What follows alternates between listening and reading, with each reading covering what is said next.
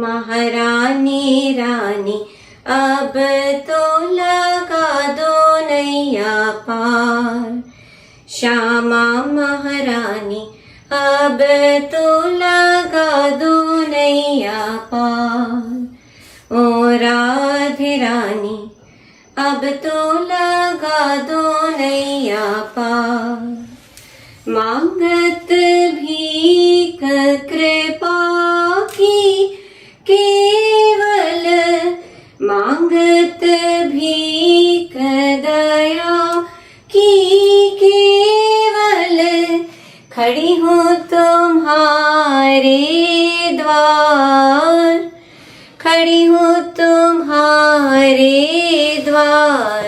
श्यामा महारानी अब तो लगा दो नैया पार। ओ राधे रानी अब तो लगा दो नैया पार। रसतन हस मुख सुनो रे विनती, रसतन हस मुख सुनो रे विनती। अपने निज दरबार, अपने निज दरबार। श्यामा महारानी अब तो लगा दो नैया पार। ओ राधे रानी अब तो लगा दो नैया पार। के ओ नाही श्यामा जी किसी सो, कहियो नाही महारानी जो किसी सो। दर्शन दइयो इस बार, चरणों में लइयो एक बार। श्यामा महारानी अब तो लगा दो नैया पार। ओ राधे रानी अब तो लगा दो नैया पार। बार बार मैं विनय करत हूँ, चरण पकड़ कर अर्जी करत हूँ। चरणों में लइयो इस बार, दर्शन दइयो एक बार। श्यामा महारानी अब तो लगा दो नैया पार। ओ राधे रानी अब तो लगा दो नैया पार। श्यामा महारानी अब तो लगा दो नैया पार। आनन्दकन्दं प्रभुदेवचन्द्रं व्रजे स्वरूपेण पुरापि जातं। प्रविश्य प्राप्तं प्रियप्राणिनाथं परेशपूर्णं सततं नमामि। ब्रह्मप्रियाजा गरणाय जातः सर्वस्वपाता भवसिन्धुत्राता। विज्ञानदाता निज धर्मधाता, दिनैकबन्धो शरणं प्रपद्ये। दिनैकबन्धो शरणं प्रपद्ये। मंगल कृष्ण प्रणाम है, मंगल धर्म प्रकाश, मंगल सुंदर साथ है, मंगल धाम उजास। मंगल सुंदर साथ है, मंगल धाम उजास। बोलो वृंदावन बिहारी लाल की, सदगुरु महाराज की जय। श्री प्राणनाथ प्यारे की जय। महारानी बाईजुराज की जय। महाराजा छत्रसाल की जय। गुरुजी मंगलदास महाराज की जय। श्री कृष्ण प्रणामी धर्म की जय। तीनों पुरी धाम की जय। सर्व सुंदर साथ की जय। आज हम लोग न्यू जर्सी USA और कविता प्रकाश झंवर उनके निवास स्थान में हम लोग उपस्थित हैं। और ये परिवार मुख्य रूप से मुंबई से है और बचपन से ही माता पिता का संस्कार इनके जीवन में उतरा। और ये लोग सिंगापुर में रहे तो भी मुझे वहाँ जाने का मौका मिला और वहाँ भी वाणी चर्चा और महामती प्राणनाथ चतुर्थ शताब्दी मनाने का मौका मिला। फिर ये लोग वियतनाम गए तो वियतनाम में भी इनके घर में सत्संग करने का, सभी साथी भाइयों को बुला करके कार्यक्रम करने का जो भी इन्होंने सोच बनाया उसमें भी मैं सम्मिलित रहा और बहुत ही सुंदर वियतनाम में भी सत्संग का कार्यक्रम हुआ था। उसके बाद फिर USA न्यू जर्सी में ये लोग शिफ्ट हुए। तो जैसे ही इन्होंने नया मकान लिया तब भी सत्संग करने का, सभी साथी भाइयों को बुला करके कार्यक्रम करने का जो उद्देश्य रखा उसमें भी मैं सम्मिलित रहा और बहुत अच्छा कार्यक्रम हुआ। आज परिभ्रमण के अंतर्गत यहाँ राज्य की सेवा करने का और राज्य के यश और गुणानुवाद गाने का मौका मिल रहा है। प्रणामी परंपरा में सेवा पूजा का तो बहुत बड़ा महत्व है ही है, क्योंकि हम कोई भी कार्य शुभारंभ करते हैं तो राज्य की सेवा, राज्य की प्रार्थना, राज्य की पूजा, राज्य की आराधना, राज्य का स्मरण किए बिना एक कदम भी आगे नहीं बढ़ाते हैं। क्योंकि हम सोचते हैं कि हमारे कदम कदम पे राज्य की कृपा होनी चाहिए, उनकी मेहर, उनकी कृपा और उनका आशीर्वाद लेकर के ही हम जीवन यात्रा को प्रारंभ करें। कोई भी काम शुभारंभ करें तो सुबह सेवा पूजा करके ही। तो उसके बाद एक नित्य पाठ का भी विधान है। नित्य ही पाठ करना है, चाहे आप 5 चौपाई पाठ कीजिए, 50 चौपाई पाठ कीजिए, 500 चौपाई पाठ कीजिए, जितना आपके पास समय है। क्योंकि प्रणामी परंपरा में जो भी नियम बताए जाते हैं वो 2 प्रकार के नियम होते हैं। एक संक्षिप्त नियम कि थोड़ा भी करो, कुछ भी करो, जरूर करो, उसको संक्षिप्त नियम कहा जाता है कि 5 बार निज नाम जपना है तो जपो। फिर कहा जाता है कि आपके पास समय है तो 108 बार जप करो, वो भी नियम ही है। दोनों ही नियम पालन किया जा सकता है। जिनके पास समय है वो 108 बार निज नाम का जाप करें, जिनके पास समय नहीं है तो 5 बार निज नाम जाप करें, फल दोनों को उतना ही मिलेगा। फिर इसी प्रकार से कहा जाता है कि आप अष्टप्रहर की सेवा पूजा करें। मंदिरों में तो संभव है पर घर में संभव नहीं है, क्योंकि घर में तो बहुत सारे और कार्य भी करने होते हैं। तो 2 प्रहर की सेवा कीजिए, सुबह और शाम की सेवा कीजिए। तो ये संक्षिप्त नियम हुआ। अष्टप्रहर की सेवा विस्तार पूर्वक का नियम हुआ। 5 बार निज नाम जपना संक्षिप्त विधान हुआ और 108 बार जपना वो व्यापक विधान हुआ। फिर इसी प्रकार से आप देखिए कि नित्य पाठ के अंतर्गत भी जो वाणी हम लोग पढ़ते हैं, 5 चौपाई का पाठ कीजिए, ये संक्षिप्त नियम हुआ। 500 चौपाई का पाठ कीजिए, वो व्यापक नियम हुआ। कई लोग तो 1000 चौपाई भी पढ़ जाते हैं, क्योंकि दिन भर वो घर में ही होते हैं तो वो देखते हैं कि राज्य की वाणी पढ़ते रहें, पारायण चलता रहे। तो ये तो आपके पास कितना समय उपलब्ध है, उसके हिसाब से आप नियमों का पालन कर सकते हैं।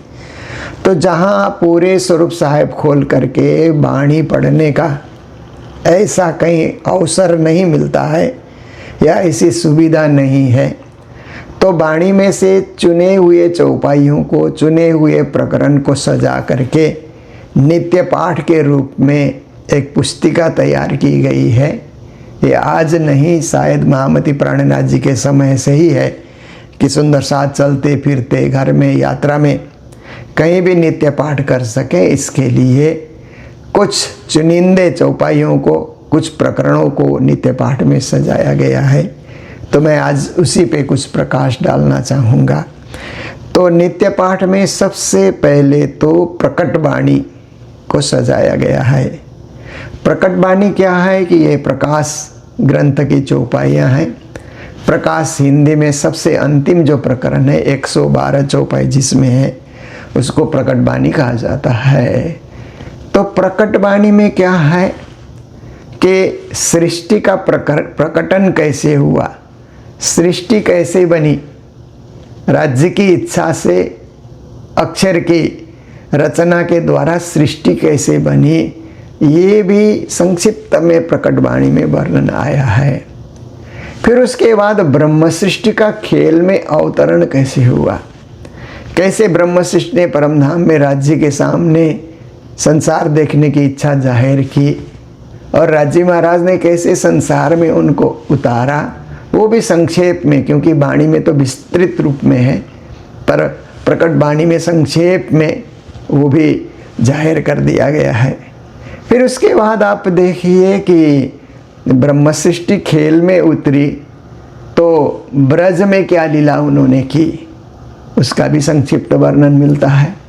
फिर रास में जाकर के क्या आनंद लिया उसका भी संक्षिप्त वर्णन मिलता है। फिर उसके बाद धनी श्री देवचंद जी महाराज का इस तीसरे ब्रह्मांड में आगमन हुआ, क्योंकि ब्रह्म सृष्टि की इच्छा मात्र ब्रज और रास देखने से पूरी नहीं हुई। उन्होंने कहा कि और खेल देखना है, खेल देखने की इच्छा और शेष बची है। तो राज्य महाराज ने फिर तीसरे ब्रह्मांड जागनिका ब्रह्मांड जिसको कहा जाता है उसमें ब्रह्म सृष्टि को खेल देखने भेजा। पहले तो एक ही गांव में ब्रज 84 कोस का जो गांव था ब्रजमंडल ब्रजभूमि जिसको कहा जाता है, वहीं पर ब्रह्म सृष्टि आई थी, एक ही जगह आई थी ब्रह्म सृष्टि।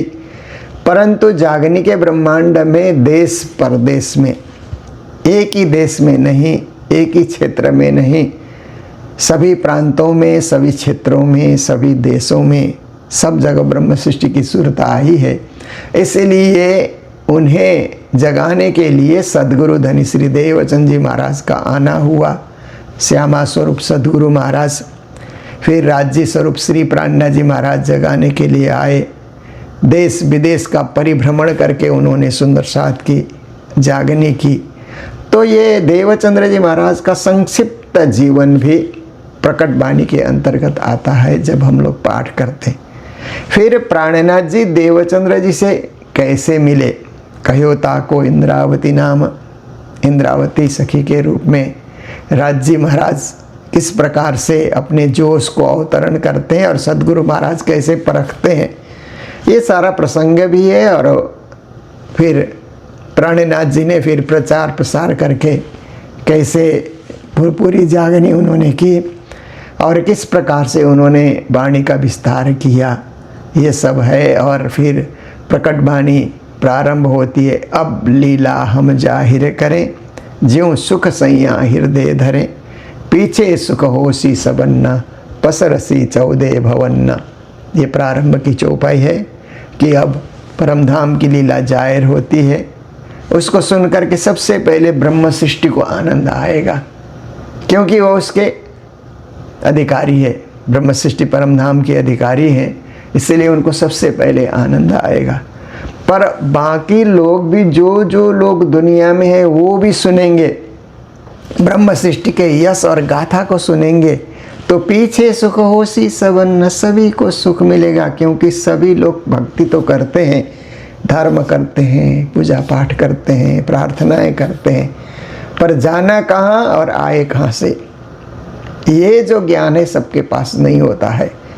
इसलिए ब्रह्म सृष्टि की पद्धति सुनेंगे, ब्रह्म सृष्टि का ज्ञान सुनेंगे, ब्रह्म सृष्टि का उपदेश सुनेंगे, तो उन्हें पता लगेगा कि आत्माएं कहाँ से आती हैं और अंत तो गत्वा जागने के बाद आत्माएं कहाँ जाती हैं उनको पता लग जाता है जब तारतम वाणी का ज्ञान सुनेंगे, प्रकट वाणी को सुनेंगे।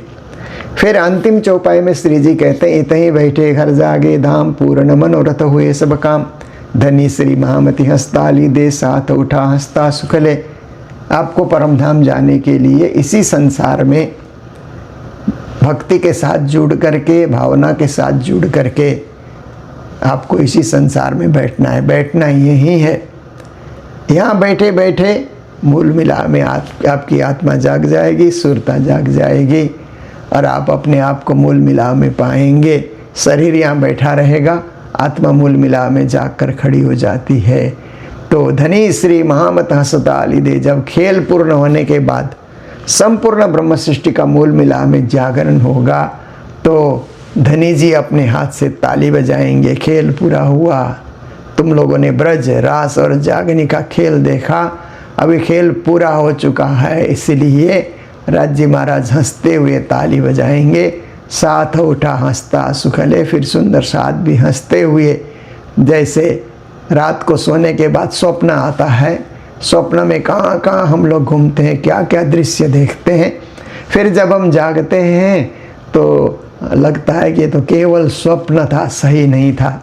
हम रो भी रहे थे, हंस भी रहे थे स्वप्न में, पर सारा कुछ स्वप्निक था, काल्पनिक था। वास्तविक तो आज जो जाग रहे हैं अपने घर में वो वास्तविकता है।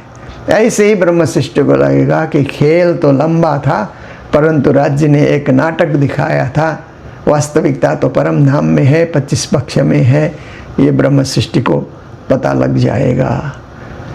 फिर श्री प्राणनाथ जी महाराज ने नित्य पाठ में और एक प्रकरण सजाया है, उसका नाम है धाम वर्णन। क्योंकि जिस धाम में हमको जाना है, जिस परम धाम में हमको जाना है, धाम का मतलब निज धाम, परम धाम, उसी को धाम कहा जाता है। तो उस धाम में हमें जाना है तो धाम कैसा है, धाम की शोभा कैसी है, धाम का सौंदर्य कैसा है, धाम में क्या आनंद है, धाम की अलौकिकता क्या है, वहाँ की दिव्यता, वहाँ की भव्यता, वहाँ जो अखंड, परम धाम में अखंड तत्व है और अद्वैत है, अनादि है, अक्षरातीत का धाम है, सच्चिदानंदमय धाम है। उसकी परिभाषा क्या है, उसका रहस्य क्या है, ये सारा कुछ धाम वर्णन में श्री प्राणनाथ जी ने संक्षिप्त में परम धाम का वर्णन और 25 पक्ष का वर्णन और सखियाँ कैसे राज्य की सेवा करती हैं, ये वर्णन धाम वर्णन में श्री जी ने रखा है परिक्रमा ग्रंथ में। उसी को नित्य पाठ में सजाया गया है कि हम धाम का अध्ययन भी प्रारंभ करें। फिर उसके बाद आप देखिए कि मंगलाचरण, क्योंकि कोई भी कार्य हम सुबह करते हैं तो मंगलाचरण का पाठ तो होना ही चाहिए। गुरुजी मंगलदास जी महाराज ने जहाँ भी पारायण का शुभारंभ होता है या अभी तक की कथा चर्चा होती है तो अखंड पाठ हो, सप्ताह पाठ हो, तो मंगलाचरण पढ़ करके फूल चढ़ा करके या पुष्प लेकर हाथ में करूं अर्पण आज बिनती या स्वीकार जो वहाँ गए कैलाश, ऐसा कहा करके गुरु महाराज ने। और ये जो है मंगलाचरण पाठ करने का ब्रह्म सृष्टि लीजियो हारे सैया ये है अपना जीवन, सखी मेरी जो है मूल वतन ब्रह्म सृष्टि लीजियो, ये प्रकरण है। और धाम वर्णन में अब आओ रे इसक भानु हम देखो वतन अपना निज धाम, करो चरण तले विश्राम, बिलसों पिया जिसों प्रेम काम, ये धाम वर्णन की चौपाइयाँ हैं। और इधर मंगलाचरण में ला मकान शून्य निर्गुण छोड़ फना निरंजन, क्षर अक्षर को छोड़ के ताको मंगलाचरण। प्राणनाथ जी कहते हैं ये मंगलाचरण का जो पाठ हो रहा है ये संसार का मंगलाचरण मात्र नहीं है, क्षर अक्षर से परे अक्षरातीत जो धनी विराजे हुए हैं परम धाम में, उनके द्वारा प्रवाहित, उनके द्वारा प्रेरित ये मंगलाचरण है। इसीलिए मंगलाचरण के पाठ से मंगलमय आचरण, मंगलमय भाव, मंगलमय भक्ति होगी, ऐसा श्री प्राणनाथ जी महाराज दर्शाते हैं, जिसको नित्य पाठ में सजाया गया है। उसके बाद मूल मिलावा, क्योंकि परमधाम 25 पक्ष से युक्त है, रंगमहल 10 भोम से युक्त है, पर प्रथम भोम में जो गोल हवेली है, 4 चौरस हवेली के पीछे जो गोल हवेली है, 64 थम का चबूतरा है, कमर भर ऊंचा चबूतरा है, उसकी महिमा और उसमें कैसे थम शोभा पा रहे हैं। और थम्बों के बीच में जो गिलम बिछी है, ऊपर चंद्रवा लगा है, सखियाँ किस प्रकार से वहाँ पर विराजमान होती हैं, और वहाँ कंचन रंग के सिंहासन में राजश्यामा कैसे विराजे हुए हैं, उनका ध्यान कैसे कर सकते हैं, ये मूल मिलावा में श्री प्राणनाथ जी महाराज ने दर्शाया है। तो ये जो है मूल मिलावा का जो प्रकरण है, ये भी वाणी में सजाया गया है कि आप नित्य पाठ करें तो मूल मिलावे का भी पाठ करें, क्योंकि इन विदसाथ जी जागिए बताए देऊँ रे जीवन न श्याम श्यामा जी साथ जी जित बैठे चौको वतन, यहाँ से मूल मिलावे की चौपाई शुरू होती है। किस विधि से हमें जागना है? भक्ति की विधि से, सेवा की विधि से, भजन की विधि से, समर्पण की विधि से हम जाग सकते हैं, और मूल मिलावा का ध्यान करके ही हम जाग सकते हैं।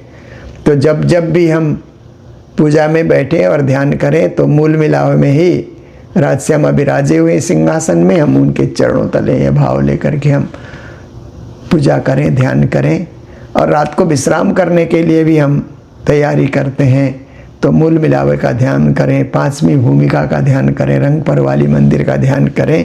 इस तरह से ध्यान केंद्रित करने के लिए मूल मिलावा ही सबसे श्रेष्ठ स्थान है। परमधाम में तो सभी स्थान श्रेष्ठ ही है, पर ध्यान केंद्रित करने के लिए मूल मिलावे के समान और कोई स्थान नहीं है। इसलिए श्री प्राणनाथ जी महाराज ने मूल मिलावे का पाठ भी रखा और नित्य पाठ में उसको सजाया गया, हमारे परमहंसों ने सजाया। फिर उसके बाद मेहर सागर है, जो प्रणामी समाज में अत्यंत प्रचलित, अत्यंत ज़्यादा पाठ होने वाला प्रकरण। कोई भी शुभ कार्य हो, सुख हो, दुख हो, संयोग हो, वियोग हो, ये सब घड़ियों में मेहर सागर का पाठ किया जाता है। ऐसे तो प्राणनाथ जी ने दया का सागर करके और एक प्रकरण भी कलश में उन्होंने कहा है। राज्य की दया से ही सब कुछ होता है। एक एक श्वास में राज्य कृपा कर रहे हैं, एक एक दिल की धड़कन में राज्य कृपा कर रहे हैं, उनके बिना कुछ हो नहीं सकता है। इसलिए हम राज्य को क्या दें? श्री राज्य ने हमें सब कुछ दिया, जीवन दिया, सब कुछ दिया, धन धान्य दिया, परिवार दिया, सब कुछ राज्य ने दिया। तो हम उनको क्या दें? हम केवल उनकी मेहर, उनकी दया, उनकी कृपा की महिमा गाएं और कुछ नहीं। कि राज्य आप कृपा के सागर हैं, दया के सागर हैं, मेहर के सागर हैं। ऐसा करके उनकी कृपा का गुणगान करते रहें। राज्य और कुछ हमसे नहीं चाहते हैं, पर हम क्या है कि उनको याद करें। उनकी कृपा का अनुभव करने का अर्थ है कि उनको याद करते रहें। इसी तरह से उनको याद किया जाएगा। तो और सागर जो मेहर का सो शोभाति लेता, लहरी आवे मेहर सागर खूबी सुख समेता। इस प्रकार से मेहर सागर का पाठ होता है। मेहर सागर में 125 बार श्री प्राणनाथ जी ने मेहर शब्द का प्रयोग किया है। आप स्वयं गिन करके भी देख सकते हैं। 125 बार मेहर का उन्होंने वर्णन किया, उसी मेहर की व्याख्या उन्होंने की चौपाइयों में। तो 125 की संख्या क्यों? इस पे मैंने थोड़ा अनुसंधान किया तो मुझे लगा कि जो है 25, तो आप देखिए 25 पक्ष परमधाम को उजागर करने के लिए, 25 पक्ष परमधाम को अनुभव कराने के लिए, और वो भी राज्य की मेहर से ही 25 पक्ष परिलक्षित हो रहे हैं। उसका आनंद यही बैठे बैठे लेने के लिए 25 और 100 की संख्या को पूर्ण संख्या कहा जाता है। तो पूर्ण ब्रह्म परमात्मा अपनी पूर्णता का बोध करा रहे हैं, 25 पक्ष परमधाम का बोध करा रहे हैं। तो इस प्रकार से सच्चिद आनंद से परिपूर्ण उस पूर्ण परमधाम का बोध भी राज्य करा रहे हैं। स्वयं भी पूर्ण है, राज्य भी पूर्ण है, श्यामा जी भी पूर्ण है, सखियाँ भी पूर्ण है, परमधाम भी परिपूर्ण है। उसका बोध 100 की संख्या से परिपूर्णता का बोध करा रहे हैं। और 25 पक्ष परमधाम मेरा धाम है, आप सबकी लीला भूमि है, यही आत्माएं रमण करती हैं, अनंत अनंत आत्माएं यहीं पर रमण किया करती हैं। तो ये सब बताने के लिए उन्होंने 125 बार मेहर शब्द का प्रयोग किया है। फिर उसके बाद नित्य पाठ में बिरहा के 6 प्रकरण भी सजाए गए हैं। कि प्राणनाथ जी महाराज उदयपुर गए थे, तो उदयपुर से मंदसौर की यात्रा उन्होंने की।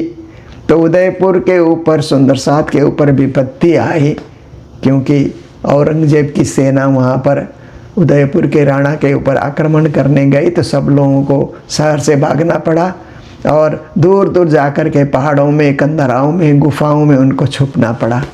उस समय खाने पीने की व्यवस्था भी नहीं रही, परेशानी बहुत हुई। तो प्राणनाथ जी मंदसौर में थे, कृपाराम भाई चिट्ठी लेकर के आए उदयपुर के सुंदरसात की ओर से। प्राणनाथ जी ने अपने मूल स्वरूप के साथ, पूर्ण ब्रह्म श्री राज्य के साथ आत्मा की तार परमात्मा से उन्होंने जोड़ी, और जोड़ने के बाद उनके मुखारबिंद से 6 प्रकरण प्रकट हो गए। बालो ब्रर सबिनो रंग ब्रह्मा रमाणु वासना रुदन करे जलधार, यहाँ से लेकर के 6 प्रकरण शुरू होते हैं। तो 6 प्रकरण उतरते ही औरंगजेब की सेना वहाँ से हटी। सभी सुंदरसात और सभी जनता सकुशलता के साथ फिर उदयपुर में अपने अपने घर में लौट करके आए। तो ये 6 प्रकरण के पाठ से दुख दूर होता है, संकट दूर होता है, और हम पहले की तरह फिर से मजबूत खड़े हो जाते हैं, उससे भी ज़्यादा मजबूत हो जाते हैं, राज्य के प्रति उससे भी ज़्यादा भक्ति हमारे हृदय में जागृत होती है। इसलिए विरह के 6 प्रकरणों का पाठ भी किया जाता है। और उसके बाद कृष्ण नाम की महिमा से परिपूर्ण एक प्रकरण, पर न आवे तोले एक निमुख श्री कृष्ण कांत, प्रसिद्ध प्रकट पादरी की बता की बकरंत, कोट करो नरमेद अश्वमेध अनंत, अनेक धर्म धरा विषय तीर्थवास बसंत, सिद्ध करो साधना विप्रमुख वेद बदंत, सकल क्रियासो धर्म पालता दया करो जीव जंत, तपसी बहुविध देह दमो शर्मा अंग दुख शांत, पर तोले न आवे एक निमुख श्री कृष्ण कांत, श्री मिराज कई मुखे धन जो बलि रुदे रमंत, 14 भवंते जीत्यो धन धन ए कुलवंत, धन धन ए कुलवंत। ये जो कृष्ण नाम की महिमा से परिपूर्ण प्रकरण है, ये भी जगत के सभी लोगों को समझाने में बड़ा आसान है कि पूर्ण ब्रह्म परमात्मा, अक्षरातीत, श्री धनी, श्री राज, मूल स्वरूप उनका नाम कृष्ण है, और वही जगत में व्याप्त हो करके ब्रजरास की लीला करके अपने पूर्णता का परिचय दे रहे हैं। और ब्रज की गोपियाँ और कोई नहीं है, परम धाम की ब्रह्म सृष्टि ही है, जो जगत में लीला करने के लिए और जगत वालों को भी पूर्ण ब्रह्म परमात्मा की भक्ति की पहचान देने के लिए, पूर्ण ब्रह्म परमात्मा और परम धाम की जानकारी जगत वालों को देने के लिए ब्रह्म सृष्टि का आना हुआ, ब्रह्म और ब्रह्म सृष्टि का आना हुआ। इसीलिए ये 3 ब्रह्मांड हुए, जो अब ऐसा हुआ न होसी कब। इन तीनों में ब्रह्म लीला भई, ब्रजरास और जागनी के ही प्रकट वाणी की चौपाई है। ये ब्रजरास और जागनी के ब्रह्मांड में ब्रह्म लीला हुई। तो ये प्रकरणों का पाठ हम लोग नित्य पाठ के अंतर्गत करते हैं। तो प्रकट वाणी, धाम वर्णन, मंगलाचरण, मूल मिलावा, मेहर सागर, बिरह के प्रकरण, कृष्ण नाम की महिमा, ये सब सजा करके छोटी सी पुस्तिका तैयार की गई है, जिसको नित्य पाठ कहा जाता है, जो नित्य ही पाठ करने की चीज़ है। संभव हो तो नित्य ही पाठ करने की चीज़ है। इसको हम पाठ हम लोग करते हैं तो लगभग 20 से 25 मिनट में पाठ पूरा हो जाता है। और कई लोगों को कंठस्थ भी है नित्य पाठ, तो बिन देखे भी कई लोग पाठ कर लेते हैं। और गा करके हम लोग करेंगे तो गा करके करने से तो लगभग 3-3.5 घंटा लग जाता है, क्योंकि सब में रागों के साथ गाया जाएगा। और इसका रिकॉर्डिंग भी हमने कराया, संगीतकारों को बिठा करके रागों से उन्होंने गाया नित्य पाठ। तो 3.5 घंटे में नित्य पाठ का गायन पूर्ण हुआ। वो रिकॉर्डिंग भी आप लोग क्या है कि हमारे वेबसाइट के माध्यम से आप लोग प्राप्त कर सकते हैं। तो इस प्रकार से हम लोगों ने तो पूरी वाणी का भी रिकॉर्डिंग कराया है, और जो करीब 36 घंटे में वो पाठ पूरा होता है। 18,758 चौपाइयों का रिकॉर्डिंग भी किया था, नित्य पाठ का भी गा करके रिकॉर्डिंग कराया था। तो ये सब सुंदर साथ की जानकारी के लिए, सुंदर साथ को प्रेम बढ़े, परमधाम से जुड़ाव हो, राज्य के चरणों में मन लगा रहे और हमेशा हम राज्य के बने रहें, ये भाव लेकर के ये सब कार्य आगे बढ़ाया जा रहा है। तो हम लोग देश में तो प्रचार करते ही हैं, भारत, नेपाल, भूटान में प्रचार करते ही हैं, पर हमारे सुंदर साथ अब विश्व के सभी देशों में पहुंच चुके हैं। और जहाँ कुछ ज़्यादा संख्या में सुंदर साथ पहुँचे हुए हैं, तो उन देशों में आकर के भी हम लोग उनको जगाने का और परम धाम का ज्ञान विस्तृत करने का प्रयास करते हैं। ये मात्र प्रयास है, ये पर्याप्त नहीं है, ये शुभारंभ है, प्रयास है। परंतु हम इनको जगाएंगे तो ये औरों को जगाएंगे। इस तरह जागने का कार्य बढ़ता रहेगा और राज्य की महिमा दुनिया में होती रहेगी। यही भाव लेकर के ये कार्य हो रहा है। तो आज इतने में ही रखते हैं, फिर हम लोग तो नित्य चर्चा में सम्मिलित हैं।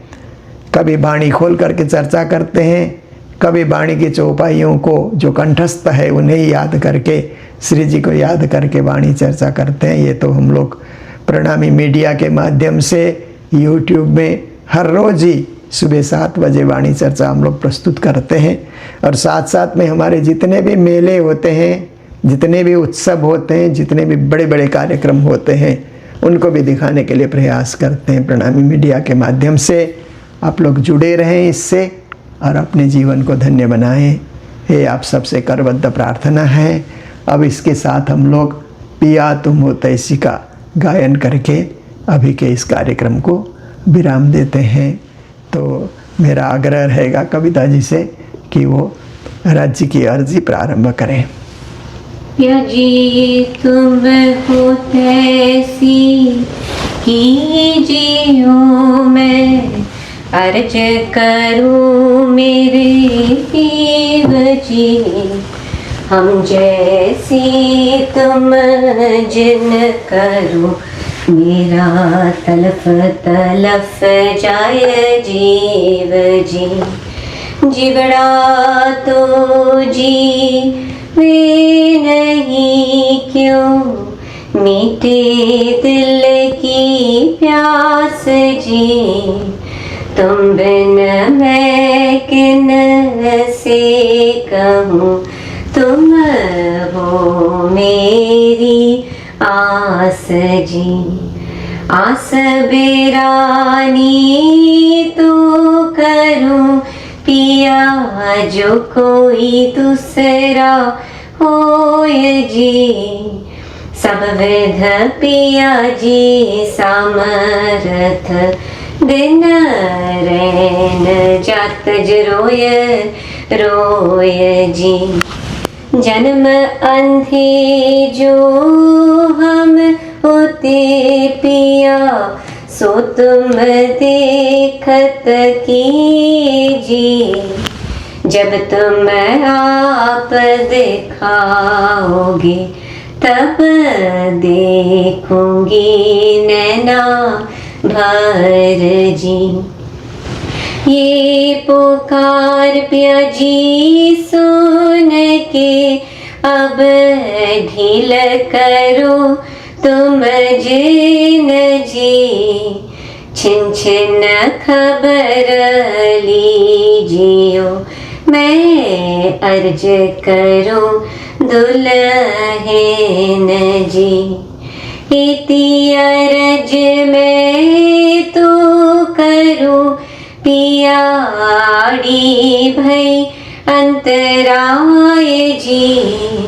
सो आड़ी अंतराय टाल के, दुल्हा लीजिए कंठ लगाय जी।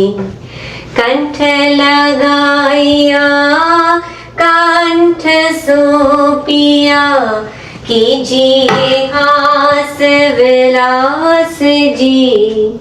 वारने जाय श्री इंद्रावती, पिया जी राखो कदमों के पास जी। तुम दुल्हा में दुल्हन पिया, और न जानो बात जी। इसक सो सेवा करूं, सब अंगों साक्षात जी। सदा सुख दाता धाम धनी, मैं क्या कहूँ इन बात जी। श्री मामती जुगल किशोर पर, प्यारी अंगना बलि बलि जात जी। सदा सुख दाता धाम धनी मैं क्या कहूँ इन बात जी। श्री मामती जुगल किशोर पर प्यारी अंगना बलि बलि जात जी। प्याजी तुम हो कैसी कीजियो मैं अर्ज करूं मेरे पीर जी। मैं अर्ज करूं मेरे धनी जी। बोलो श्री प्राणनाथ प्यारे की जय।